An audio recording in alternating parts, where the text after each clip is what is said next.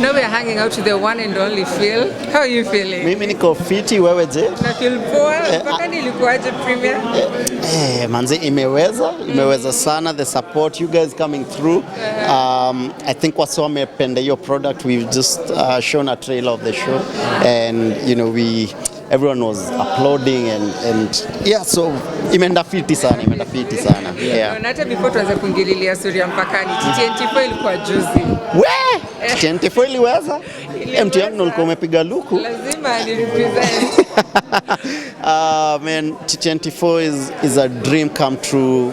Ni conversations tulianza ku have in the first one was in 2020, yeah, so we started having TNT conversations in 2019 and just the consistency and ku sell out KCC, that's a dream come true. So man, pali niko tuna feel fit ajabu. Yeah. I mean, we've been having this conversation here.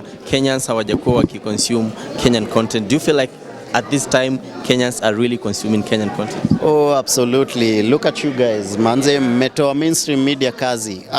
The truth of the matter is it's not that Kenyans were not consuming Kenyan content. It's we as producers were not supplying them with the content. So content yetu iko inawafikia. Sahi wanaweza pata content yetu directly on their phone. We were not marketing and selling enough. Now we are doing that. We are making noise. We are marketing. We are doing everything. So Kenyans walikuwa ready ku watch content yetu. Ni sisi kama content creators hatukuwa tunawapea enough. Yeah. Okay, naweza kujua as a producer, mshaika hivi mkafikiria mfanye a reality show ya Common Mwananchi na muuze international ya mse wa bodaboda, mse wa gava, politician flani wa gava? I'll be very honest, as Philip Productions, we major more on fictional shows, creating shows. But I have a good friend aitwa Eugene Mbogwa. He does very nice reality shows. Endo amefanya Real Housewives of Nairobi. Amedo the show ya kina Nameless ilikuwa inaitwaje? Something, yeah? Yeah. And Chalo Culture. So only mnafaa tafute because he's really good with reality shows. Yeah. But I mean, anytime in our scripts we try and depict such real characters. Stories zetu hazitaikosa wase wa boda, hazitaikosa mama mboga. Yeah. Tuongelee mpakani kidogo. Of course, si tumekaa pale tumecheki, we've seen the trailer. It's very amazing. I'm sure wewe ushaona the whole series. Yeah. But I want to know, looking at the product and what you had envisioned, are they in line? Ama, what is greater than the other? Was it the product or the vision? Oh wow! So for Mpakani, in terms of the product, I was not part of the process of producing Mpakani. Mpakani nimeanza kuinteract now at the distribution point. But for us as Phil, our vision has been getting Kenyan stories to the Kenyans, to Kenyan people. So and talking to the Mpakani team and the Foxton media team that has produced Mpakani, goal yao ilikuwa hiyo. Like they approached us and they were like, no, we are not thinking of looking for international distributors. Issue tulimikia wa Kenya. Na kama kuna wasiongelesha wa Kenya ni Feel It TV, and so our visions aligned on that. And from there, manze, we watched it, we were like, yes, finally. Kumbe manze hizi movies tumekuwa tukiwatch za Hollywood when it comes to action sequences. Manze wazo wanga watudanganya. So with Mpakani, they worked with security forces and they were told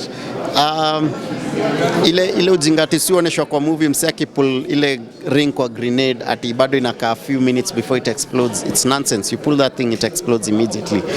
Or people are firing a machine gun but bado wanaongea wana have conversation. Hiyo ni uongo. Machine guns are so loud.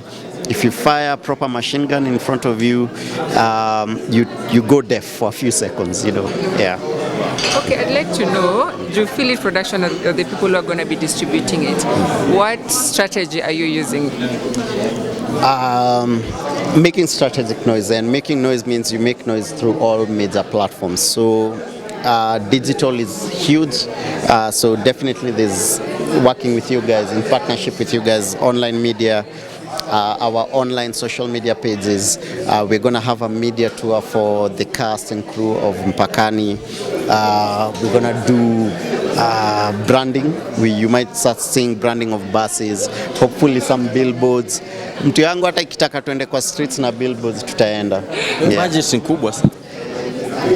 Mtu yangu, in Kenya we don't say you have enough budget, you just make it work. There's no one who has an okay budget, manzi, but we cannot keep using excuses, so you call in favors, you know, like you guys, we just tuliongea na Kido kaniambia Philip, sijali tutakuwa hapo, so you use what you can, whatever networks you have. Yeah. Umekuwa kwenye industry hata kabla digital ishike, and right now digital is the main thing. How would you say the industry imebadilika in terms of content creation and content consumption, kwa sababu umekuwa hapo kabla digital and right now during digital pia? First of all, naona niko umeniita mzee, but ni sawa tu. So before digital, and I'll start from digital migration. Sisi tukiwa on Tahidi High, there are only about 7 TV stations in this entire country. Now I think we have over 200 TV stations in this country, and then uongeza internet na social media. So what has happened is our audience is spoiled for choice. Back then when we were in Tahidi, you ungepata viewership ya like 98%. 98% of homes in this country that had TVs during our days on Tuesday 7:30 were watching Tahidi High. You'll never get that again, ever. So in terms of content creation, I think now just create a niche, kuwa na wase wako kidogo, find a way to survive with them. Hiyo kitu ya kutarget the whole country itakuwa ngumu. In terms of the money as well, zamani the money was channeled to specific stations. Now the money is with people. Like corporates are spending more money on influencers than they were spending on TV. So for us as filmmakers, find a way to create that balance where how can we work with actors who have good numbers online, and we mesh and, you know, and find ways now. What we are doing with Philly TV, selling directly to Kenyans, because waiting for a check from a corporate, say hiyo imeisha, pesa iko na wasi. I'd like to know, what does it take for a content creator kazi yake ichukuliwe na Philly Productions? Conversations, honestly. There's no set criteria. You have a good piece of content, get a meeting with us, let's have a sit, let's watch the content first, and then from there, like I said, wewe kwekelea video on Philly TV does not guarantee it's going to sell. You need a whole strategy, you need a whole budget, you need a whole marketing plan. So those are the things now I'm most interested in. Okay, you have a good piece of content, aya ushaekelea kwa site. What's your plan? How many people you want to sell it to? What, 50,000 people, Kenyans? Okay, so how do we get to sell it to 50,000 Kenyans? What's your plan? What's your budget? Yeah, so it's not a short-term thing. It's conversations over a period of time. Yeah. Also, we've seen this story. Content creators might be taxed 15%. What are your thoughts on that? I feel like content creation is such a young industry, and our government, unfortunately, if they do this, they're going to kill the industry before ipate miguu mtu yangu, before it grow. And a good example is the Nairobi Stock Exchange, NSE. It used to thrive, and then the government started taxing the earnings from stock sales, and that's how investors walihepa NSE, and that's how our Nairobi Stock Exchange just dipped. So I feel it might affect us because already we are struggling to make a bit of money from content creation. Sasa hiyo kidogo chanza kuitax, then how do I reinvest into the business? I think content creation can generate billions of dollars, and not even Kenya shillings, billions of dollars, if we give it time and if the government gives us room to expand and explode. And maybe inaweza tu urge serikali bana, ingeni biashara pia nyinyi anzeni ku create content. If you want to make money from content creation instead of taxing, president pia anze ku create content yake manze. Yeah. Pengine one interesting thing I'd love to know is you've been working with ABEL for a very long time, tangu Tahidi days, and right now we're looking at you guys, you know, as friends working together and, you know, probably making millions. How does it feel, you know, mtu ambaye mlikuwa na yeye mpaka sasa hivi mnafanya naye kazi? Now what are some of the characters zake ambayo you're like, kuwork na ABEL si mchezo, ni kitu ngumu?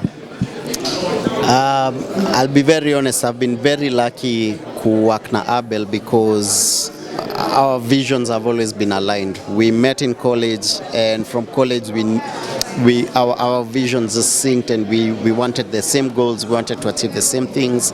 So it has not been a hassle. We have been on brand. Vision yetu imekuwa constant, so we've been on brand.